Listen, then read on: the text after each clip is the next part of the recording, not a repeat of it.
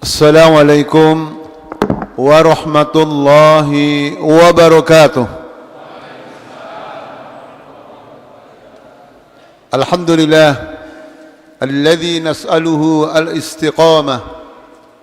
Wassalatu wassalamu ala Rasulillah murabbi hadhihi al-ummah wa ala alihi wa sahbihi ahli sunnati wal jamaah.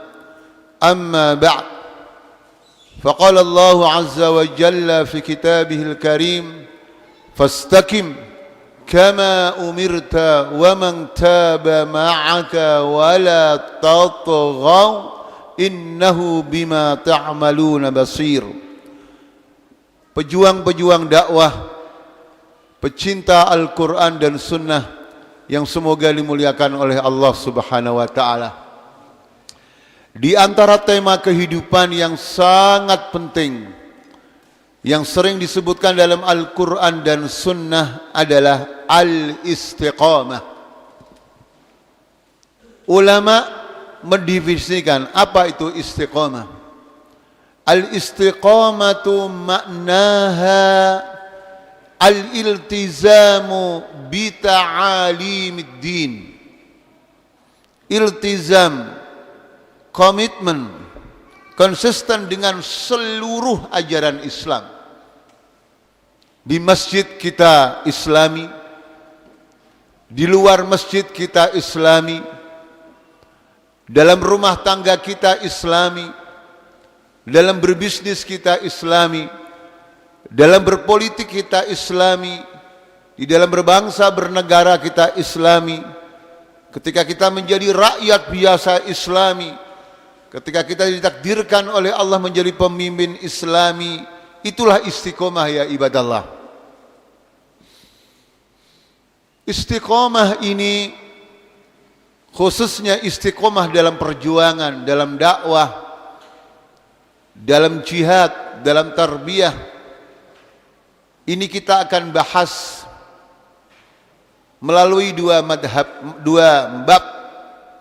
Bab yang pertama, ahamiyatul istiqamah, urgensi atau pentingnya istiqamah. Kenapa kita harus istiqamah ya ibadallah? Yang kedua, awamil, faktor-faktor yang menjadikan kita istiqamah, atau kaifiyah, bagaimana caranya agar kita sampai menghadap Allah, meninggalkan dunia yang fana ini, kita tetap istiqamah, komitmen dengan Al-Quran dan Sunnah, memegang teguh Islam, ya, bagaimanapun kondisinya ya ibadallah. Ini yang insya Allah kita akan kaji bersama-sama. Kita mulai dari Al-Babul Awal, bab pertama. Urgensi istiqomah pertama, annaha amrun rabbaniyun. Istiqomah adalah instruksi Allah, perintah Allah. Bagi seorang muslim yang cerdas, yang faham akan keislaman, adalah tidak ada di dunia ini perintah instruksi yang lebih penting daripada perintah Allah. Di dalam surat Hud, ayat 112 kita diperintahkan oleh Allah untuk istiqamah, fastaqim kama umirta wa man taba ma'aka. Maka istiqomalah kamu wahai Rasulullah dan orang yang bertobat bersamamu. Istiqomalah kamu wahai Rasulullah sebagaimana kamu diperintahkan dan orang yang bertobat bersamamu. Jadi logikanya ya ibadallah, kalau Nabi Rasulullah sallallahu alaihi wasallam orang terbaik, hamba Allah yang paling mulia, Rasul yang paling mulia, orang yang pasti masuk surga, masih diperintahkan untuk istiqomah. Apalagi siapa? Kita semuanya. Hafizakumullah. Maka tidak ada di dunia yang lebih penting daripada perintah Allah, saudara sekalian. Hafizakumullah. Yang kedua, annaha amrun tsaqil, Perintah Allah ini yang bernama istiqomah adalah perintah yang berat. Seperti apa gambaran beratnya istiqomah apalagi di zaman fitnah seperti ini. Nabi hidup di zaman di mana takwa lebih dominan daripada fitnah. Sementara kita hidup di akhir zaman ini yang lebih dominan fitnah atau takwa, Bapak Ibu. Masya Allah. Berarti istiqomah di zaman fitnah ini lebih berat daripada zaman dahulu. Di zaman dahulu saja Nabi SAW saking beratnya istiqomah sampai rambutnya memutih. Bapak yang soleh, ibu yang solehah, kita bisa membaca kitab-kitab tafsir bil ma'thur seperti tafsir At-Tabari, Ibnu Katsir, Al-Baghawi, Ad-Durrul Manthur dan tafsir yang lainnya. Di situ ada hiwar, dialog antara Nabi dengan sahabatnya. Suatu saat Nabi tanya, "Ya Rasulullah, kenapa engkau cepat beruban?" Jadi Bapak Ibu sekalian, ini menggambarkan keheranan dari sahabat Rasulullah sallallahu alaihi wasallam. Jadi Nabi belum terlalu tua tapi rambutnya sudah beruban. Kenapa? Lalu Nabi menjawab, "Syayyabatni Hudun wa akhwatuha." Ya, aku beruban, ya, cepat beruban, rata dengan uban ini karena surat Hud dan saudara-saudaranya. Sahabat bertanya, "Ya Rasulullah, ayat yang mana dari surat Hud?" Lalu beliau membacakan ayat 112, ayat-ayat terakhir yang berbunyi, "Fastaqim kama umirta wa man taba ma'aka wa la tatghaw innahu bima ta'maluna basir." Maka istiqomalah kamu wahai Rasulullah sebagaimana kamu diperintahkan oleh Allah, wa man taba ma'aka, dan orang yang bertobat bersamamu. Jadi begitu beratnya istiqomah, berada di jalan yang lurus ya ibadallah, ya, sesuai dengan Islam, sesuai dengan Quran dan Sunnah. Ini berat agar supaya tidak melampaui batas. Wala tatghaw, janganlah kalian melampaui batas, janganlah kamu menjadi taghut. Ya, ini berat. Sampai Nabi Sallallahu Alaihi Wasallam walaupun belum terlalu tua, rambutnya memutih. Bapak yang soleh, ibu yang solihah, khususnya ibu-ibu yang solihah, berbahagialah seorang istri apabila suaminya masih muda, rambutnya sudah beruban. Semoga itu tanda istiqomah atau tanda banyak utang, Pak. Masya Allah, ya, Masya Allah. Makanya dalam Al-Fiqhul Islami, rambut yang beruban, ya, ya, tidak boleh diapakan, Pak? Ya, makruh. Ya, itu menjadi nur cahaya bahwa kuburan kita sudah, Pak. Kalau setiap orang tua di dunia ini ya meyakini bahwa kuburannya sudah dekat, itu ingat Allah atau ingat kekuasaan, Pak? Pak, ingat Allah atau ingat kekuasaan? Ingat mati atau ingat kekuasaan? Di dunia ini masih banyak enggak orang tua tapi masih ingin syahwatnya dunia, kekuasaan masih ada, Pak? Di negara mana, Pak? Di benua mana, Pak? Afrika atau Eropa, Pak? Makanya tema ini penting buat saya yang sudah tua agar kita semua istiqomah ya ibadallah. Itu yang kedua. Yang ketiga ya, Bro. Begitu pentingnya istiqomah ya ibadallah, sampai setiap hari minimal 17 kali kita berdoa kepada Allah Azza wa Jal agar kita selalu istiqomah, berada di jalan yang lurus. Surat yang kita tidak sah solat kita kalau tidak membaca surat tersebut. Surat apa, Pak? Di antara surat tersebut ada ayat apa bunyinya? Ihdinas siratal mustaqim. Tunjukilah kami ya Allah jalan yang lurus. Ulama tafsir mengatakan, di dalam tafsir bin Ma'thur ya ibadallah, ulama ya menafsirkan as-siratal mustaqim, tepatnya tafsirnya para sahabat, mereka berbeda tapi intinya sama. Ini satu dalil bahwasanya boleh berbeda di dalam masalah agama termasuk tafsir selama perbedaan itu bersifat tanawwu, bersifat variatif.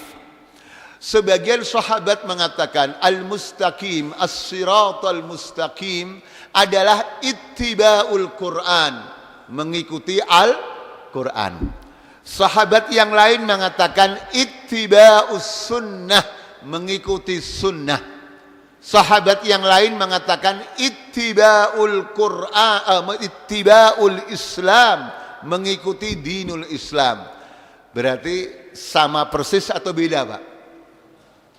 Tetapi saya bertanya, perbedaan seperti ini bertolak belakang atau perbedaan yang bersifat variatif? Karena agama Islam adalah agama yang kita semua harus mengikuti Quran dan Sunnah. Pertanyaannya, wahai saudaraku, ya akhi atau ya ustadz, bukankah saya ini sudah Islam dari kecil? Kok masih minta kepada Allah agar diberikan petunjuk mengikuti agama Islam? Padahal kita sudah beragama, ya kan Pak? Kalau ditanya, masirru fi dzalik, apa rahasianya? Bapak yang saleh, ibu yang salihah, Bapak kalau ditanya apa rahasianya? Allah menyebut ihdinas siratal mustaqim. Kita diajari oleh Allah untuk minta kepada Allah petunjuk atau jalan yang benar, yaitu Islam. Padahal kita semua sudah beragama. Jawabannya apa Pak? Kalau Bapak nanti pulang ditanya istrinya dan anaknya, tadi belajar tafsir, kenapa itu Allah berfirman ihdinas siratal mustaqim? Kita minta diberikan petunjuk jalan Islam, padahal kita sudah beragama Islam. Jawaban yang benar apa Bapak Ibu? Yang pasti benar adalah wallahu a'lam, Allah yang tahu, karena memang Quran firman Allah. Tetapi Bapak kalau ngambil kuliah lagi jurusan S3, ya jurusan tafsir S3, ujian masuk ada pelajaran tafsir. Soal yang pertama Bapak jawab wallahu a'lam. Soal yang kedua Bapak jawab wallahu a'lam bissawab. Salah atau benar Pak jawabannya? Benar. Lulus atau tidak Pak? Wallahu. Jangan sampai anak kita nanti ujian jawabannya wallahu a'lam. Memang benar, tapi tidak. Nah, inilah pentingnya kita ngaji bersama. Ulama tafsir mengatakan, kenapa kita sudah Islam masih minta Islam setiap saat? Mereka menjawab, li'anna hajatana ilal Islam mustamirratun bistimrari ta'alimil Islam walaysat maksuratan alal ibtida. Karena kebutuhan kita kepada Islam itu terus menerus kontinu sesuai dengan kontinuitas ajaran Islam, tidak sebatas awal kita masuk Islam.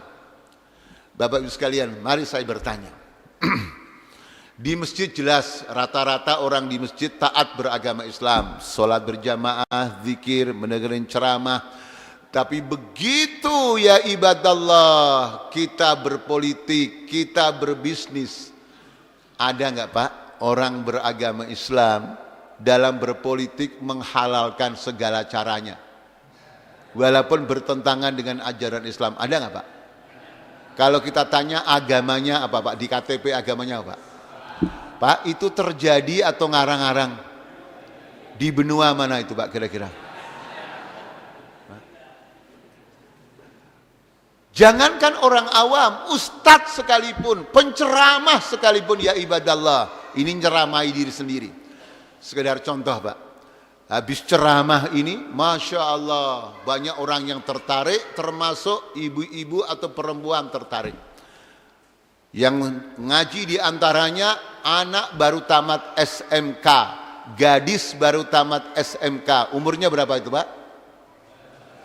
Setelah pengajian datang kepada Ustadz penceramah. Ustadz, Masya Allah, Hafidhakallah, saya tertarik kepada ceramah Ustadz dan sekaligus saya curhat Ustadz. Saya sudah tamat SMK, ingin punya suami seperti Ustadz. Kira-kira Ustadznya seger atau lemes? Seger atau lemes Pak? Pak Ustadz ada gadis Masya Allah menawarkan agar jadi istri kedua atau ketiganya. Kira-kira seger atau lemes Pak? Bisa tergoda nggak Pak? Bisa tergoda nggak Pak? Karena Ustadz juga. Nah, paham Pak? Makanya kita butuh istiqomah. Dalam ceramah pun juga butuh Islam. Apalagi dalam bisnis, berpolitik ya ibadallah. Yang biasanya orang berpolitik dan berbisnis itu maunya menang atau kalah Pak? Pak, maunya menang atau kalah? Menangnya yang jujur atau menghalalkan segala cara? Paham sekalian? Makanya siapapun orangnya, ulama, jamaah, pemimpin, rakyat, semua yang beragama Islam membutuhkan istiqamah. Maka setiap sholat kita membaca ihdinas siratal mustaqim. Yang keempat, yang terakhir, apa urgensi daripada istiqamah terutama dalam perjuangan ya ibadallah? Bismillah. Adalah waqi'unal yaum, realitas kita sekarang. Bapak yang soleh, ibu yang solihah, di zaman seperti ini Bapak Ibu sekalian, zaman yang fitnah ada di mana-mana, di depan, belakang, samping kanan, samping kiri. Yang tidak istiqomah itu hanya orang awam saja atau orang pintar juga ada Pak? Bapak Ibu, yang tidak istiqomah melanggar aturan Allah, berpaling dari ajaran Allah, tidak lurus, adalah orang yang pendidikannya rendah atau ada yang pendidikannya tinggi sampai doktor. Pertanyaannya lagi Pak, yang tidak istiqomah hanya anak muda, ya, remaja saja, atau orang tua juga tidak ingat akhirat, ada nggak Pak? Begitu orang tua nggak ada yang jawab. Apakah banyak yang orang tua di depan saya ini Pak? Ini fakta Pak. Orang soleh dari kecil di pesantren soleh, sholat 5 waktu berjamaah, qiyamul lail, puasa Senin Kamis, menghafal Quran, tiba-tiba menjadi tokoh membelot, tidak berjuang untuk Islam, bahkan memusuhi ajaran Islam, memusuhi jihad, memusuhi amar ma'ruf nahi mungkar, padahal mudanya dulu orang baik. Itu kira-kira ngarang-ngarang atau bisa terjadi Pak? Di benua mana Pak? Makanya menceramai diri sendiri ya ibadallah. Fakta membuktikan ternyata yang tidak istiqomah bukan hanya orang awam, tapi orang yang dianggap pinter, yang dianggap tokoh ya ibadallah. Apalagi saya, walaupun doktor akhir zaman, tinggal sisa-sisanya saja ilmu. Orang yang lebih senior, yang alim, ya, bisa saja terpeleset Pak, inzilak, terpelanting dari jalan yang lurus as-siratul mustaqim. Maka saya melihat tema tentang istiqomah dalam perjuangan ini adalah tema yang sangat penting. Inilah alasan saya pribadi kenapa saya tertarik diberikan tema oleh panitia yang judulnya Al-Istiqomah, istiqomah dalam perjuangan.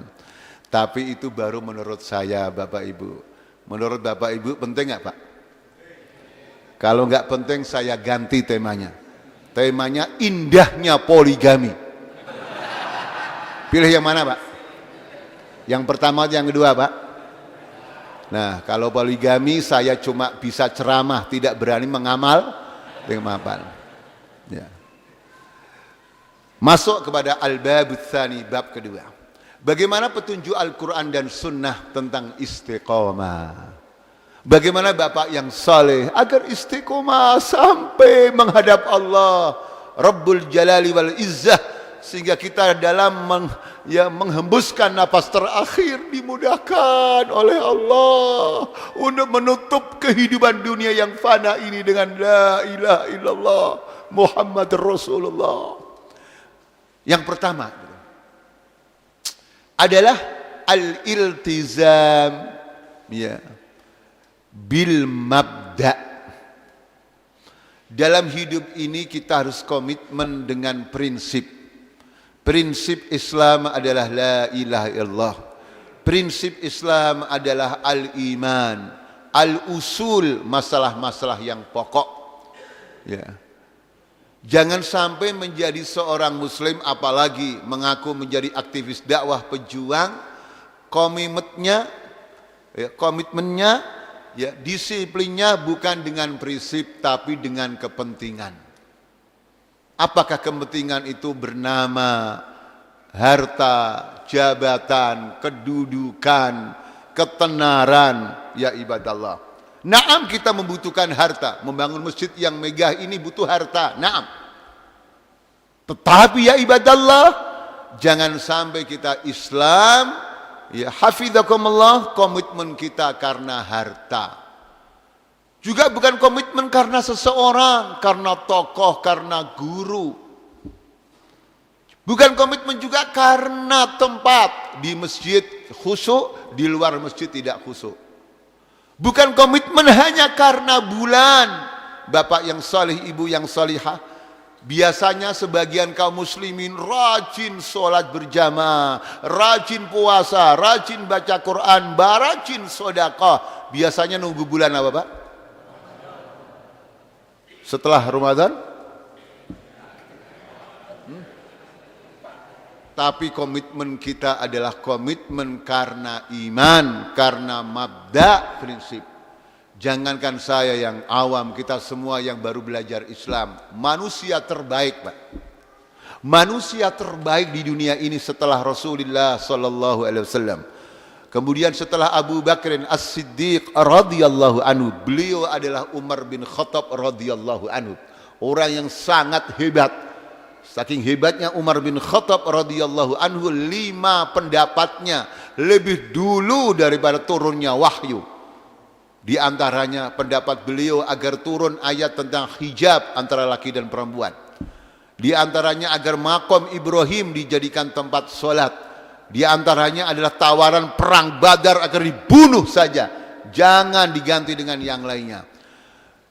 Ternyata benar Pak, turun ayat itu. Saking hebatnya Umar bin Khattab radhiyallahu anhu, sampai iblis takut kepadanya. Bapak Ibu menghafalkan hadis Nabi yang mengatakan, ya Umar, fa inna iblisa yakhafu minka. Iblis takut kepadamu ya Umar. Jadi kalau ada iblis keluar ketemu Umar, iblis yang lari. Masya Allah. Coba kalau sekarang Pak, kalau seandainya ada orang namanya Umar bertemu dengan iblis di stasiun Jombang, yang lari siapa Pak? Yang lari Umar atau iblis Pak? Itu pun hampir pernah terpeleset Pak, orang terbaik seperti itu. Di mana kisahnya? Kita tahu semua ya ibadallah, untuk memperbarui saja.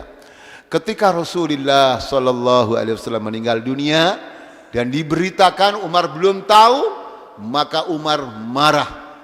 Ya. Beliau mengatakan, siapa yang mengatakan Nabi meninggal dunia, akan saya penggal lehernya.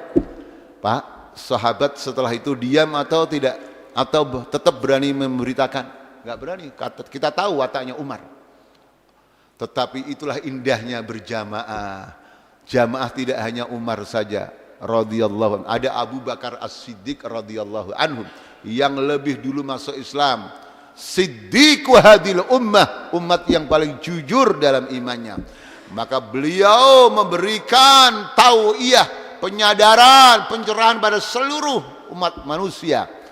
Menenangkan dengan ceramahnya yang sangat terkenal, man kana ya'budu Muhammadan fa innahu qad mat wa man kana ya'budullaha fa innahu hayyun la yamut. Barang siapa menyembah Muhammad, ketahuilah Muhammad sudah meninggal dunia. Tetapi barang siapa menyembah Allah, sesungguhnya Allah maha hidup dan tidak akan meninggal dunia. Akhirnya Bapak semua sadar, termasuk Umar bin Khattab. Itulah pentingnya nasihat. Makanya dalam hadis ad-dinun nasihah. Jadi orang sehebat beliau jaga butuh dinasihati. Apalagi saya ya ibadallah. Apalagi kita semua hafizakumullah. Jadi komitmen Islam bukan karena orang, walaupun seperti Rasulullah SAW, tapi karena Allah, mabda. Karena tidak sedikit di dunia ini kaum muslimin fanatiknya kepada tokohnya, gurunya, kadang-kadang lebih besar, lebih tinggi daripada komitmennya terhadap Quran dan Sunnah. Pak, zaman sekarang terjadi gak Pak orang seperti itu? Makanya kita agar istiqomah harus tetap iltizam dengan mabda. Mabda kita la ilaha illallah. Makanya kita disuruh selalu memperbarui ya keimanan kita. Jaddidu imanakum. Atau sebelumnya, sebelum hadis adalah ayat Al-Quran surat An-Nisa ayat 136. Allah berfirman, ya ayyuhalladzina amanu aminu billah. Jadi bapak yang soleh, ibu yang solihah sudah dipanggil oleh Allah, hai orang-orang yang beriman, masih disuruh aminu. Apa artinya Pak? Berimanlah. Padahal kita sudah beriman. Makanya ulama tafsir menafsirkan ai istamirru alal iman. Kamu tetap terus menerus dengan keimanan. Di antara caranya seperti ini. Kita ngajakan pengajian bersama. Berarti Pak kalau iman harus selalu diperbarui, kita ngajinya cukup sebulan sekali atau setiap hari Pak? Sudah isya Pak ya? Ustaz? Khanal waktu? Yang kedua ibadah Allah adalah al-iltizam bil ghayah. Kita harus komitmen dengan tujuan kehidupan ini. Ya. Jadi tujuan kita jangan ya menceng, jangan melenceng. Tujuan hidup kita ini hanyalah untuk Allah. Wa ma khalaqtul jinna wal insa illa liya'budun. Tujuan hidup kita menjadi rabbaniyin, orang-orang yang berafiliasi kepada Rabb.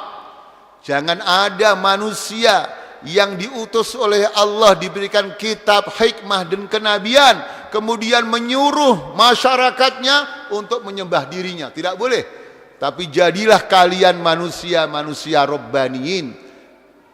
Ini yang sering kita baca dalam surat Ali Imran ayat 79. Ma kana li basharin an yu'tiyahu Allahul kitaba wal hukma wan nubuwata thumma yaqula lin-nasi كونوا عبادا لي من دون الله ولكن كونوا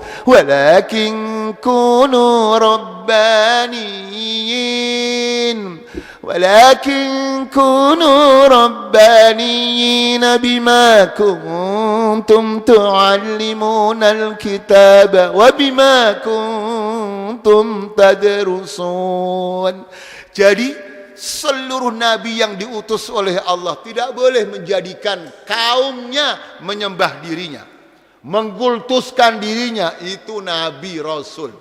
Apalagi seorang penceramah seperti saya, sekedar penceramah yang yusibu wa yukhti, bisa benar bisa salah, tetapi harus menjadikan manusia rabbaniyin. Jadi orientasi dalam kehidupan kita adalah Rabb Allah. Kita pengajian untuk Rabb, kita rumah tangga untuk Rabb Allah, kita berbangsa bernegara juga untuk Allah, dan kita ceramah juga untuk Allah. Makanya begitu azan Pak harus berhenti Pak ya. Ya. Ikhwatal iman hafizakumullah. Yang ketiga adalah al-iltizamu bimasdarit talaqqi wa manhajihi. Bagaimana agar kita istiqomah dalam rumah tangga kita, dalam berbangsa bernegara kita, terutama dalam perjuangan kita. Karena Bapak dan Ibu orang-orang yang aktif dalam perjuangan. Rijalul masjid, aktivis masjid adalah aktivis perjuangan. Bagaimana agar kondisi seperti ini ya ibadallah dijaga oleh Allah sampai akhir hayat kita. Yang ketiga adalah al-iltizam ya bimasdarit talaqqi wa manhajihi. Jadi kita harus konsisten, komitmen dengan sumber perjuangan, sumber kehidupan dan manhajnya, ajarannya, metodologinya. Bapak Ibu sekalian, Islam dinullah yang mempunyai sumber. Sumbernya adalah Al-Quran dan As-Sunnah. Kita harus yakin dalam perjuangan kita ada dalilnya. Ada dalilnya dari Al-Quran dan Sunnah. Kita dalam berumah tangga ada dalilnya. Ketika kita berbisnis ada dalilnya. Ketika kita berdakwah ada dalilnya. Kenapa harus iltizam dengan Quran dan Sunnah? Karena dua sumber itulah yang pasti benar. Sementara ulama yang kita hormati, ya, kiai, penceramah, murabbi yang kita cintai karena Allah, tetap manusia biasa. Yusibu wa yukhti, bisa benar bisa salah. Jangankan kita atau orang tua kita, ulama yang paling alim di Madinahnya Nabi, di kota Madinah, ya, di zamannya, beliau adalah Al-Imam Malik rahimallah. Ya. Saking alimnya dan ulama menghargainya, apa kata ulama? La yufti ahadun wa malikun fil Madinah. Jangan sampai ada orang berani berfatwa sementara Imam Malik ada di Madinah. Menggambarkan alimnya beliau. Apa kata beliau? Kullu qaulin yuqbalu wa yurfadu illa qawla sahibi hadhil maqbarah wa asyara ila maqbaratir Rasul sallallahu alaihi wasallam. Jadi ya, setiap ucapan atau pendapat atau sikap atau perbuatan bisa benar bisa salah, bisa diterima bisa ditolak, kecuali sabda siapa Pak? Rasulullah sallallahu alaihi wasallam. Masya Allah. Pak, kalau ini diterapkan oleh kaum muslimin seluruh dunia, umat Islam bersatu nggak Pak? Tapi kalau umat Islam yang satu megang omongannya si fulan, yang satu megang omongannya fulan, kayak di negara tertentu yang sebagian masyarakat dulu bingung memilih pemimpinnya. Saat yang mana di sana ada kiainya, di sana didukung oleh, itu di negara mana Pak? Itu masih banyak nggak orang yang berpikiran seperti itu? Nah, coba kalau ingat ungkapan Imam Malik ini, rahimallah, orang bersatu ya ibadallah. Jadi ukuran kebenaran yang mutlak itu adalah Allah dan Rasulnya, Al-Quran dan Sunnah. Sementara guru kita, orang tua kita yang kita hormati, yang kita cintai, yang semoga amalnya diterima oleh Allah, dan kalau punya dosa semua diampuni oleh Allah, tetap sebagai abdun min ibadillah, hamba Allah yang yusibu wa yukhti. Kebenarannya kita doakan semoga diterima oleh Allah. Kalau seandainya salah, semoga diampuni oleh Allah, dan kita tidak boleh menghujatnya. Salafun saleh mengajari kita, kalau ada guru-guru kita yang salah, ya, yang diingat jangan kesalahannya saja. Apakah komentar ulama atau salafun saleh? Sayyi'atuhum ghariqat fi bahri hasanatihim. Semoga kesalahan-kesalahannya tenggelam dalam lautan kebaikannya. Begitu kita menjadi orang yang baru belajar kayak saya, harus menghormati para ulama kita, tetapi kita tidak boleh mengkultuskannya. Maka Nabi di dalam Al-Quran sering disebut abdun, hamba. Tujuannya apa? Agar umat Islam tetap benar akidahnya, tidak menuhankan Nabi sallallahu alaihi wasallam sebagaimana Yahudi menuhankan siapa Pak? Sebagaimana Nasara menuhankan siapa Pak? Paham Pak? Jadi sumbernya kalau kita pengajian, ceramah, baca YouTube atau artikel apapun namanya, sumbernya yang pasti benar hanyalah Quran. Dan kemudian metodologi cara memahaminya juga harus benar, karena bisa saja Qurannya benar, hadisnya benar, yang salah pemahamannya. Mari kita lihat dalam sejarah Khawarij. Pak, Khawarij itu golongan siapa Pak? Dulu pengikutnya siapa Pak? Dulu pengikutnya Sayyidina Ali radhiyallahu. Begitu Ali mau damai dengan sahabat yang lainnya, Muawiyah radhiyallahu anhu, akhirnya mereka keluar, kharaju, maka disebut Khawarij. Orangnya Pak dalam riwayat, apalagi ulamanya Ali, militan Pak, rajin qiyamul lail, ya. Bacaan Quran rajin, puasanya rajin. Tapi itu semua tidak cukup. Yang kusuhum al-aqlu, kurang akalnya dalam memahami Quran dan Sunnah. Akhirnya apa Pak? Menuduh Imam Ali atau Ali radhiyallahu anhu, menuduh Muawiyah radhiyallahu anhu, menuduh Abu Musa al-Asy'ari radhiyallahu anhu, menuduh Amr bin As radhiyallahu anhu kafir Pak. Pak, kalau sahabat-sahabat yang dimuliakan Allah itu kafir menurut Khawarij, kira-kira saya dan Bapak apa Pak? Apa Pak? Kafir atau pir Pak? Ada ayatnya. Ayatnya adalah wa man lam yahkum bima anzalallah faulaika humul kafirun. Barang siapa yang tidak berhukum dengan kitab suci yang diturunkan oleh Allah, maka mereka kafir. Ayatnya salah nggak Pak? Benar. Yang salah siapanya? Orangnya, pemahamannya. Makanya Imam Ali radhiyallahu anhu mengatakan kalimatu haq urida bihal batil. Ya. Ungkapan itu benar karena Quran nggak ada yang salah, tapi maksudnya yang salah batil. Ayat dijadikan alat untuk memukul, menghakimi orang yang tidak Bapak, tidak disukai. Bapak yang soleh, ibu yang solihah, kira-kira masih ingat gak Pak, di zaman Orde Baru ada partai tertentu yang saya sering mendatangi kampanyenya, karena partai orang tua saya, partai kiai saya.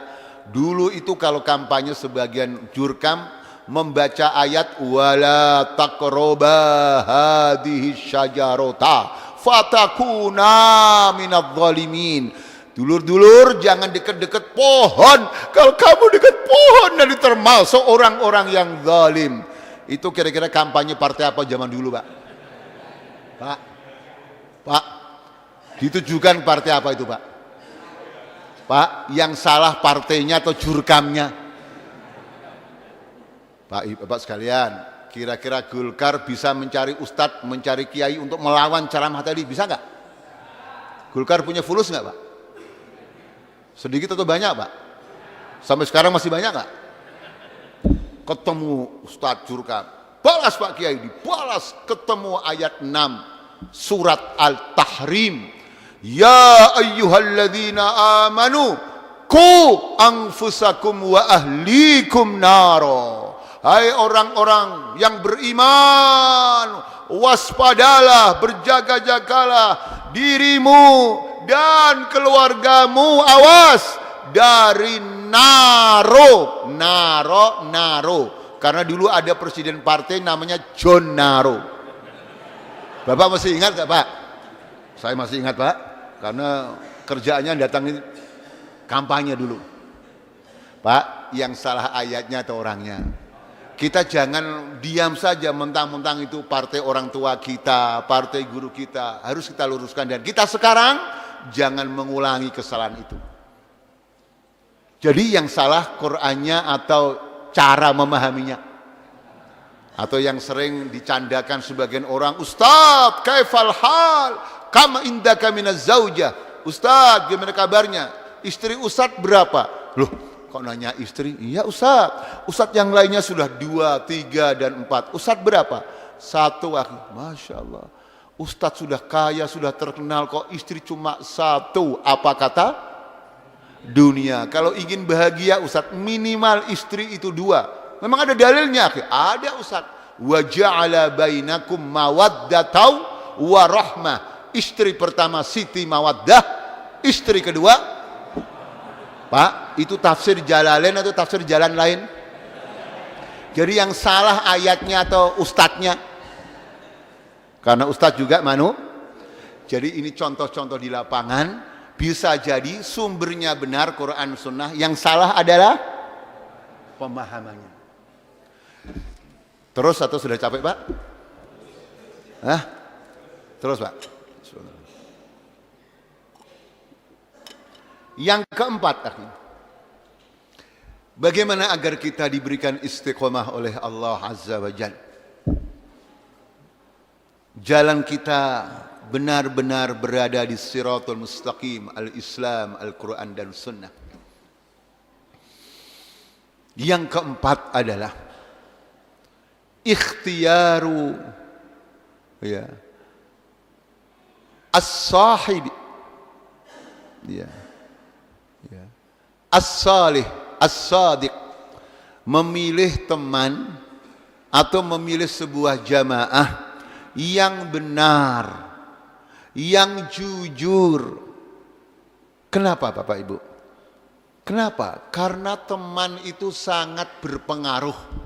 Di dalam riwayat dikatakan al-mar'u ala dini khalilih. Manusia itu tergantung agama teman dekatnya. Teman dekatnya hobi ngaji, hobi silaturahim, hobi baca Quran, hobi ngapalkan, insya Allah ketularan. Tapi kalau temannya orang fasik, temannya halal haram, ya tidak dibedakan, naudzubillah min dzalik, ya ketularan ya ibadallah. Makanya kita diperintahkan oleh Allah dalam surat At-Taubah, surat nomor 9 ayat 119, untuk selalu bersama orang-orang yang benar. Ya ayyuhalladzina amanu taqullaha wa kunu ma'as shadiqin. Hai orang-orang yang beriman, bertakwalah kamu kepada Allah dan kamu harus bersama orang-orang yang benar, yang jujur, benar dalam akidahnya. Tidak ada syirik, benar dalam ibadahnya, tidak ada bid'ah, tidak ada khurafat, benar dalam akhlaknya, ya tidak ada campuran-campuran perilaku yang di luar Islam, benar dalam rumah tangganya, menegakkan syariat Allah dalam rumah tangganya, benar dalam berbangsa dan bernegaranya, menyatukan umat di bawah panji-panji iman, karena innamal mu'minuna ikhwah. Itulah orang yang harus menjadi teman kita, karena saya dan manusia yang lainnya ya adalah manusia biasa. Kalau kita sendirian tidak punya teman yang benar Pak, begitu salah ada yang mengingatkan enggak Pak? Begitu males ada yang berikan semangat enggak? Tidak ada. Makanya kita harus berjamaah bersama orang-orang yang baik. Makanya Nabi memerintahkan kita semua sallallahu alaihi wasallam, alaikum bil jamaah. Kamu harus berjamaah, bukan asal jamaah. Jamaah beda dengan majmu'ah. Kalau majmu'ah itu kumpulan manusia, tapi kalau jamaah kumpulan manusia tapi mempunyai manhaj yang benar, ya, sistem yang benar, aturan yang benar, adab yang benar, pemimpin yang benar. Walaupun manusia tetap manusia, tidak berubah menjadi malaikat. Itu perintah Allah Pak. Makanya jangan sendirian. Sudah sering saya ulang-ulang kan, di Jawa Timur ini kalau saya ceramah, jangankan saya, kita yang baru belajar ngaji, Al-Imam Ahmad bin Hanbal rahimahullah Pak, Imam Ahli Sunnah wal Jamaah, murid Imam Syafi'i rahimahullah, pendiri madhab Ahmad bin Hanbal, madhab Hambali, itu saja takut kalau sendirian. Pada ahli hadis, Masya Allah, apa kata beliau? Saya takut kalau sendirian. Jadi seandainya ya, istri saya hari ini meninggal, maka hari ini pula saya kawin lagi. Kenapa Pak? Kata beliau, takut nanti malam hari kalau saya tidak kawin lagi, di tempat tidur saya ada syaitan, karena fa inna syaitana ma'al wahid, kata Nabi. Wa minal itsnaini ab'ad. setan itu bersama orang yang sendirian. Nah, bapak-bapak ini mesti ada yang duda nggak? Jangan sendirian, Pak. Nanti bersama setan dia hidupnya. Nah, ini beliau Imam Ahmad, Pak, rahimallah. Masya Allah. Nah, sekarang kita seandainya Bapak jadi kiai kayak Imam Ahmad. Bunyai meninggal jam 9 pagi, Pak. Jam 3 sore Bapak kawin lagi sebagai kiai. Kira-kira ibu-ibu majelis taklim, Pak, menghormati ibu, Bapak memuji Bapak atau menghujat Bapak? Kenapa, Pak?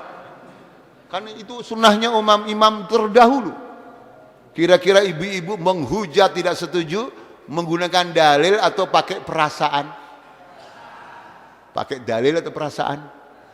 Sementara kiainya yang kawin lagi tidak punya. Ya Allah, Pak Kiai kebangetan. Kuburan ibu nyai ijeh teles durung garing. Pak, itu pakai perasaan atau pakai dalil? Sementara ustadz yang kawin lagi nggak punya. Ya, kita kembali lagi, Pak, ya. Intinya kita harus berjamaah, saudara sekalian. Karena umat Islam lemah, tetapi kalau bersatu padu tidak berani musuh-musuh Islam menghancurkan Islam. Dalam hadis yang lain dikatakan innama ya'kuludz dzi'bu minal ghanamil qasiyah. Sesungguhnya serigala itu menerkam binatang kambing yang jauh menyendiri.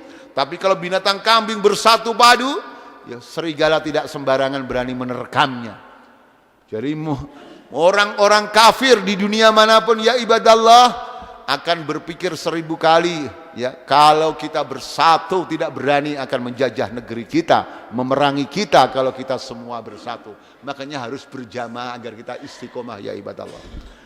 Selanjutnya ya ibadallah adalah yang ke-6 atau yang ke-9, Pak? Saya gak nyatat, Pak. Keberapa, Pak? Hah? Iya, yang semangat nomor 5, yang sudah capek nomor 9, Pak, ya. Nomor 5, Pak, adalah sihatul mauqif minal ibtilaat. Bagaimana agar kita istiqomah, Bapak sekalian? Kita harus mempunyai sikap yang benar dari ujian-ujian, cobaan-cobaan.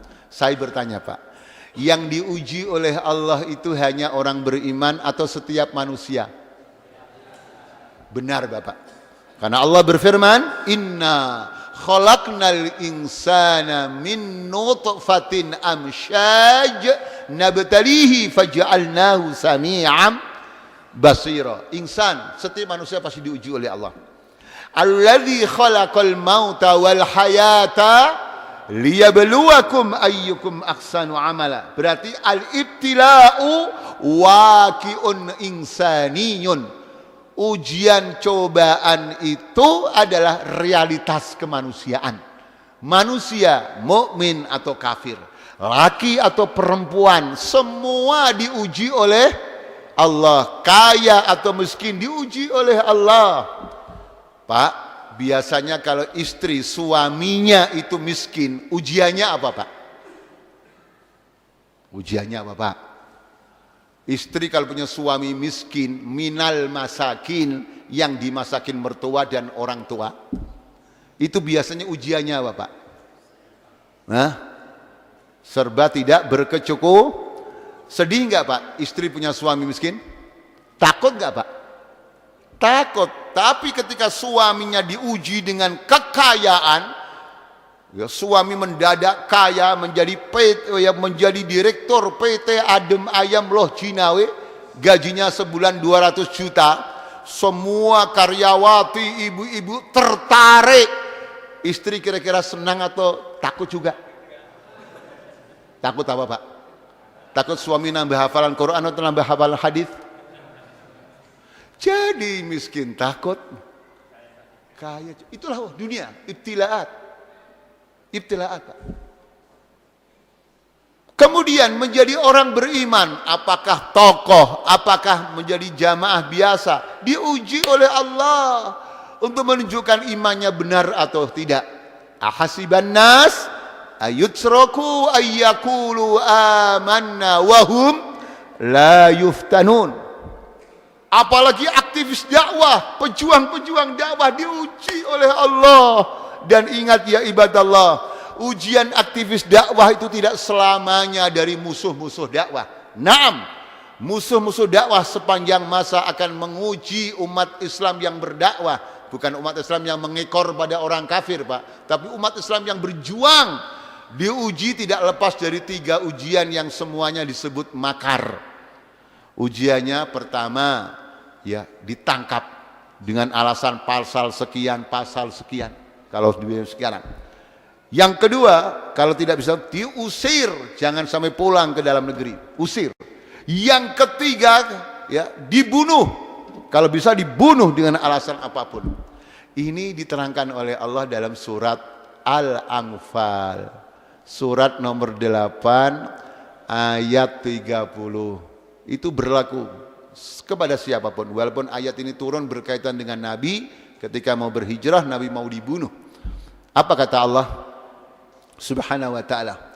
Wa idh yamkuru bika alladhina kafaru liyuthbituka aw yaqtuluka aw yukhrijuk wa yamkuruna wa yamkuru Allah wallahu khairul makirin.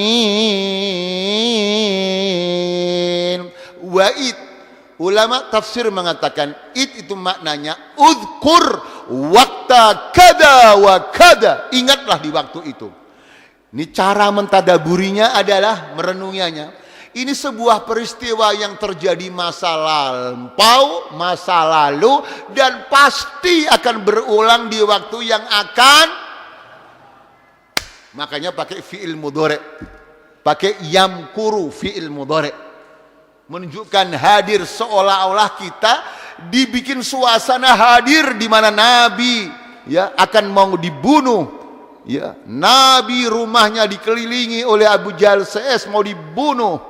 Jadi suasana seperti itu kita tidak sekedar ingat sirah, ingat sejarah, lah, tapi seolah-olah kita hadir dalam peristiwa itu. Sehingga kalau begitu kita waspada atau kita tidur, Pak. Makanya umat Islam harus waspada. Jangan bermimpi orang kafir mau memuji orang Islam yang berdakwah, kecuali orang Islam yang mengekor mengikuti mereka, ya dipuji, diberikan penghargaan. Tapi yang berdakwah, berjuang, pasti akan dibuat makar, Pak. Nah, ujian seperti itu kita harus, ya, benar sikap kita. Kalau saat ini terjadi, kita harus sabar, walaupun kita tidak boleh minta kepada Allah agar dapat penjara, tidak boleh, Pak, ya. Karena la tatamannau liqa al-adu, jangan, ya, berharap kamu ketemu musuh, tapi kalau ketemu musuh harus lari atau harus tegar, Pak, ya. Karena penjara itu madrasatu Yusuf alaihissalam, universitasnya Nabi Yusuf alaihissalam.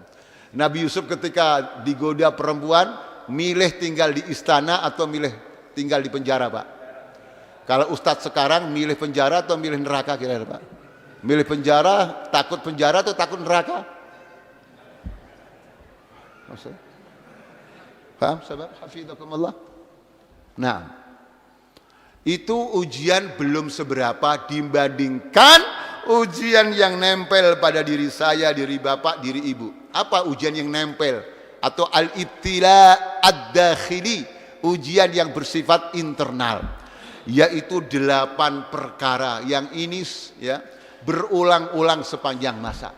8 perkara itulah yang kadang-kadang kalau aktivis dakwah, pejuang, bapak yang soleh, ibu yang soleh, kalau tidak kuat bisa tergoda oleh ighraat, godaan-godaan itu yang bernama keinginan orang tua, anak, istri. Kalau sudah merengek-rengek, nah jangan berjuang yang ngeri-ngeri begitu, udahlah, baca kitab kuning saja juga sudah ibadah, nggak usah jihad-jihad, amar ma'ruf itu ngeri. Pak, ada nggak kira-kira orang tua yang begitu? Kelihatannya kan sayang, kan? Itu ujian nggak, Pak, kalau orang tua sampai sudah begitu? Anak, istri, keluarga besar, bisnis, harta benda. Pak, kalau seandainya orang berdakwah tapi punya bisnis besar, Karena ada masalah, dia masuk penjara. Akhirnya sebagai gantinya kalau tidak bisa mau masuk penjara harus ikuti saya. Pak, kira-kira ujian seperti itu di zaman seperti ini bisa terjadi nggak Pak? Orang yang tidak ingat akhirat, tidak ingat siksa Allah, pilih penjara atau pilih neraka Pak? Pak, di penjara paling lama berapa tahun Pak? Bapak yang soleh, ibu yang solehah, ada yang mau daftar di neraka cuma sehari, ada yang berani Pak? Sehari berapa lama Pak?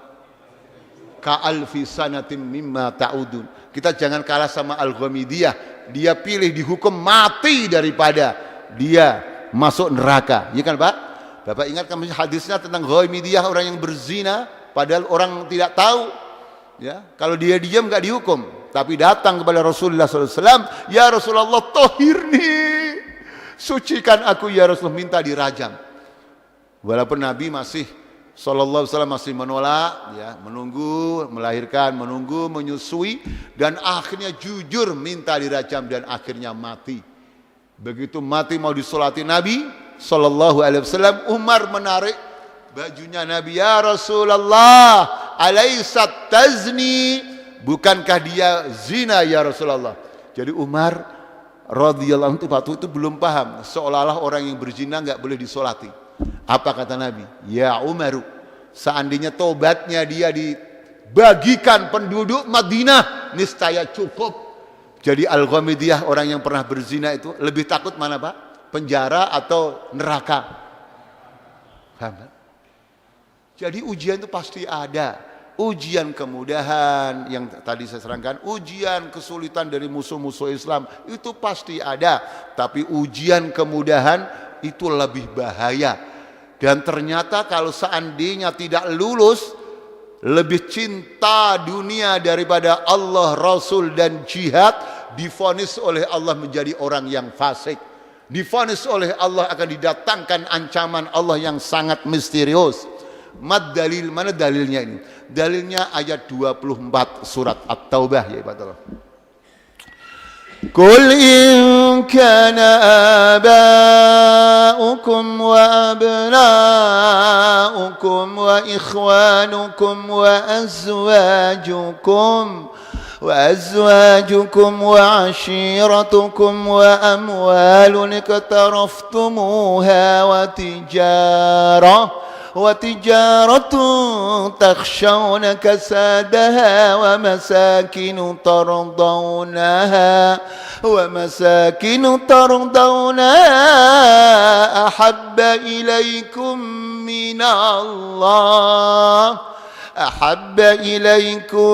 من الله ورسوله وجهاد في سبيله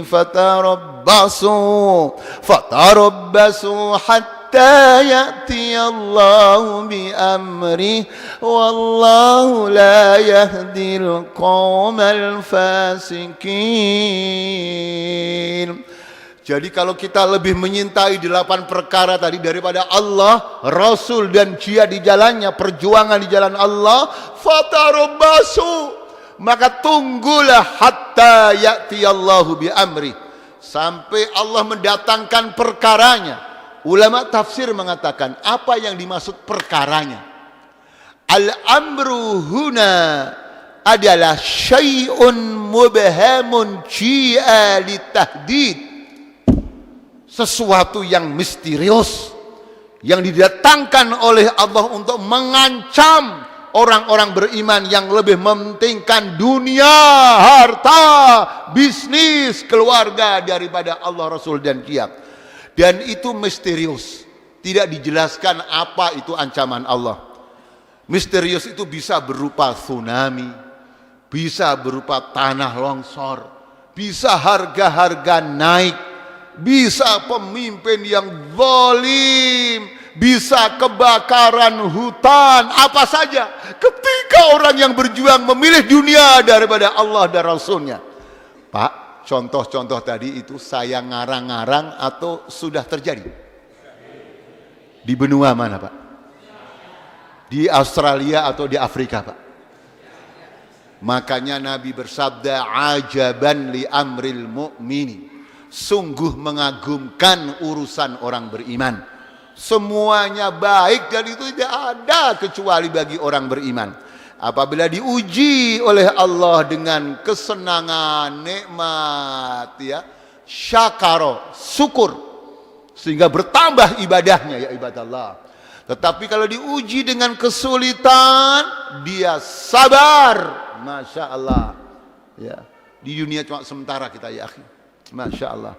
Makanya kalau kita diberikan, ya, rezeki lebih, Pak, ya, rezeki lebih harus bertambah ibadahnya. Salafus saleh mengatakan, kalau ada orang diberikan rezeki bertambah, kok tidak bertambah ibadahnya, dakwahnya, jihadnya, tidak bertambah semangat, waspadalah, jangan-jangan itu adalah istidraj, bukan barokah, bukan rahmat dari Allah. Pak, kalau ada orang, ya, bertambah rezekinya, mobilnya bertambah, rumahnya bertambah, pabriknya bertambah, kebunnya bertambah, apalagi Pak kalau berani? Kok tidak tambah semangat ibadahnya? Waspadailah, jangan-jangan itu bukan barokah, bukan rahmat, tapi istidrat. Makanya kita harus mauqif kita dalam menyikapi ujian, apakah kemudahan, apakah kesulitan, kita harus benar. Kalau kemudian kita bersyukur, jangan sombong. Kalau kita dapat kesulitan, jangan takut, ya kita sabar, ya ibadallah. Dunia sementara, ya ibadallah, tapi di neraka satu hari saja gak berani kita, ya ibadallah. Inilah Bapak sekalian, ya, yang bisa kita pahami tentang awamil, faktor-faktor yang menjadikan kita istiqomah. Terakhir sudah barang tentu adalah ad-du'a. Ini yang terpenting, karena kita semua lemah. Makanya doa yang paling sering dibaca oleh Nabi, yang diriwayatkan oleh Ummi Abdillah Aisyah radhiyallahu anha, beliau mengatakan doa yang paling sering diulang-ulang oleh Nabi adalah ya muqallibal qulub tsabbit qalbi ala dinik. Untuk selalu Islam, rumah tangga kita Islami, bisnis kita Islami, dakwah kita Islami, politik kita Islami. Semoga kita semua Bapak Ibu sekalian diberikan istiqomah oleh Allah Azza wa Jalla. Wallahu a'lam bissawab. Assalamualaikum warahmatullahi wabarakatuh.